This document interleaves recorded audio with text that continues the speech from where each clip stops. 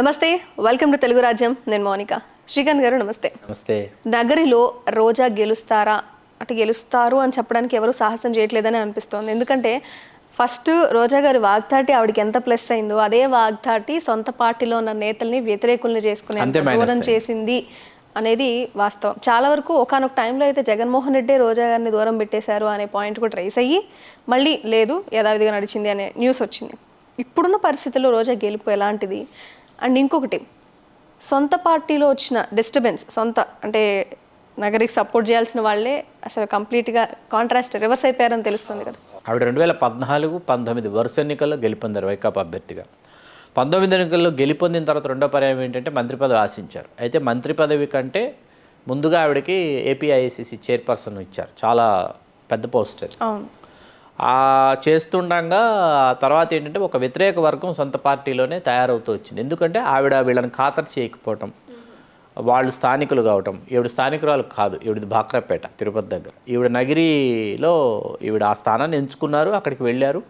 అంత క్రితం ఇక్కడ రెడ్డివారి చెంగారెడ్డి గారిని కాంగ్రెస్ పార్టీలో ఒక సీనియర్ నాయకులు, వారి తరం అంతరించిపోయిన తర్వాత ఏంటంటే ఇక్కడ వైకాపాకు వాస్తవానికి ఒక నాయకుడో కావాల్సి వచ్చినటువంటి సందర్భంలో తెలుగుదేశంలో వీరుండగా వీరిని రాజశేఖర రెడ్డి గారు జీవించి ఉండగా ముఖ్యమంత్రి దగ్గరికి కరుణాకర్ రెడ్డి గారు వెంట పెట్టుకుని వెళ్ళారు. వెళ్ళి నగిరిలో ఎలాగో రెడ్డివారి చెంగారెడ్డికి రాజశేఖర రెడ్డి గారు వాస్తవంగా పసుకదు, రెడ్డివారి చెంగారెడ్డి గారు చెన్నారెడ్డి గారు వర్గం అని చెప్పేసి మనం ఈవిడ్ని మన పార్టీలోకి అంటే కాంగ్రెస్లోకి తెచ్చుకుని ఈవిడ్ని మనం వినియోగించుకుందామని అనుకున్నటువంటి ఒక సందర్భం అది. ఆ తర్వాత ఆవిడ పార్టీని వీడాల్సి వచ్చింది. వీడిన తర్వాత ఆవిడ కాంగ్రెస్ పార్టీలోకి రావటం, రాజశేఖర రెడ్డి గారు మరణించిన తర్వాత 2012 వైకాపా రావటం, వైకాపాలో ఈవిడ యాక్టివ్గా కొనసాగడం, 14లో ఈవిడ శాసనసభ్యురాలు కావడం, ఇదంతా చకచకా జరిగింది. స్థానిక నేతలు ఎవరైతే ఉన్నారో వాళ్ళు సహకరిస్తేనే ఈవిడ అక్కడ 2 పర్యాలు గెలుపొందారు. స్థానిక నాయకులు రెడ్డివారి చక్రపాణి రెడ్డి గారు కావచ్చు, లేకపోతే వడమాలపేట మురళీధర్ రెడ్డి గారు కావచ్చు, లేకపోతే కేజే కుమారు శాంతి భార్యాభర్తలు వాళ్ళు కావచ్చు, వాళ్ళందరూ సహకరిస్తేనే ఈవిడ విజయం సాధ్యమైంది అక్కడ. కాకపోతే ఇక్కడ ఏంటంటే నగిరిలో రోజా గారి భర్త ఎవరైతే ఉన్నారో ఆర్కే సెల్వమణి, ఆయన మొదలయ్యారు సామాజిక వర్గం. ఈ సామాజిక వర్గం ఓట్లు గంపగొత్తగా ఉన్నాయి. ఎందుకంటే తమిళనాడు సరిహద్దు నగిరి. దాంతో ఏంటంటే నేను సెల్వమణి గారి భార్యను కాబట్టి అని చెప్పి ఆ సామాజిక వర్గాన్ని ఆకట్టుకోవటం, రెడ్డి కాబట్టి రెడ్డి సామాజిక వర్గం ఓట్లు, షెడ్యూల్ కులాల ఓట్లు, ఇవన్నీ కూడా అక్కడ 2 పర్యాలు ఆవిడ గెలవడానికి కారణమైంది. రెడ్డివారి చక్రపాణి రెడ్డి గారి ధాటికి తట్టుకోలేక ఒక దశలో ఏంటంటే ఆయన కూడా స్థానికంగా బలమైనటువంటి నాయకుడు కావడంతో జగన్మోహన్ రెడ్డి గారు ఆయన్ని శ్రీశైల దేవస్థాన చైర్మన్గా ఆయన నియమించారు. నామినేటెడ్ పోస్ట్, పెద్ద post, Srisailam trust board chairman అంటే దానికి వారిని నియమించారు. ఇక వడమాలపేట జెడ్పీటీసీ మురళీధర్ రెడ్డి, కేజే కుమారు, కేజే శాంతి గారు, వారు జెడ్పీటీసీ అనమాట. వీళ్ళు చాలా కీలకమైనటువంటి నాయకులు అక్కడ. వీళ్ళ యొక్క పూర్తి సహాయ సహకారాలతోనే 2 పర్యాయాలు ఎన్నికల్లో ఆవిడ గెలుస్తూ వచ్చారు. ఇక్కడ విచిత్రమైన విషయం ఏంటంటే ఆవిడ ఏపీఐసిసి చైర్మన్ అయ్యారు, ఆ తర్వాత మంత్రి అయినా కూడా వీళ్ళు సొంత పార్టీలోనే వీళ్ళందరూ తర్వాత వ్యతిరేకమయ్యారు వీడికి. ఎప్పుడు ఈ రివర్స్ అనేది 2-3 సంవత్సరాల నుంచి జరుగుతుంది బాగా పెద్ద ఎత్తున. మీకు ఈ ఎన్నికల్లో రెడ్డివారి చక్రపాణి రెడ్డి గారు పోటీ చేద్దామని, ఎట్టి పరిస్థితుల్లో రోజా కేటాయించకండి నేను పోటీ చేస్తానని జగన్మోహన్ రెడ్డి గారిని పలు పర్యాయాలు కలిసి ఆయన ప్రయత్నించారు. అయితే మధ్యలో ప్రయత్నాలు చేశారు. నగరి నుంచి కూడా రోజా పోటీ చేయడం లేదని మధ్యలో మీకు చాలా సార్లు మీకు నగిరి అస్సలు ఎట్టి పరిస్థితుల్లో రోజా కేటాయించట్లేదని మీకు చాలా సార్లు వచ్చింది.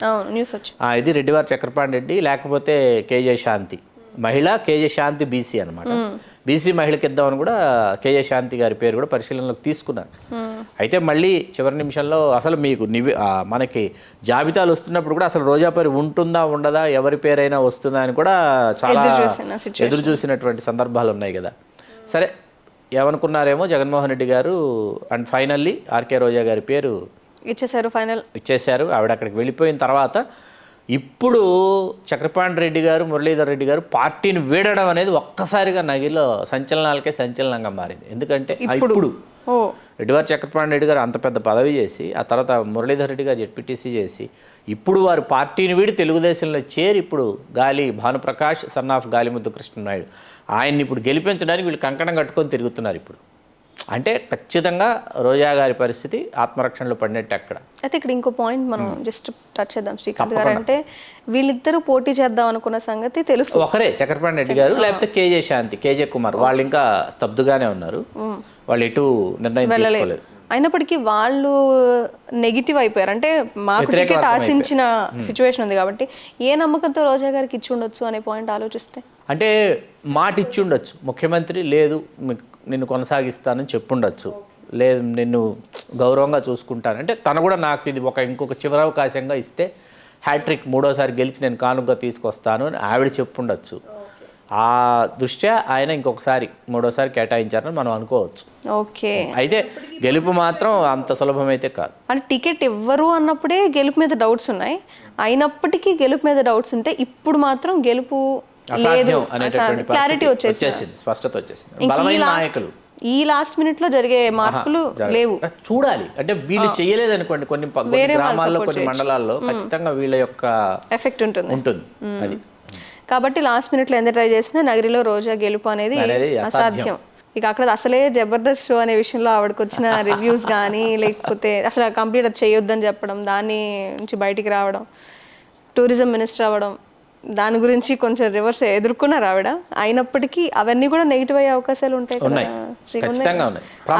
ప్రవర్తన ఎందుకంటే నియోజకవర్గంలో ఆవిడ మనకి ఆన్ స్క్రీన్ కనిపించేటటువంటి ప్రవర్తన ఏంటంటే మనందరికీ తెలుసు, సెలబ్రిటీ కాబట్టి. లోకల్ పాలిటిక్స్ లో, విలేజ్ పాలిటిక్స్ లో ఏంటంటే మీ ప్రవర్తన చాలా ప్రభావం చూపిస్తుంది. కూడా వైరల్ అయ్యాయి, ఎంతవరకు నిజం అనేది తీసి పక్కన పెడితే నెగిటివ్ అనేది మూట కట్టుకున్నారనే మాట వాస్తవం. సో గెలుపు అసాధ్యం. Okay, thank you Srikanth.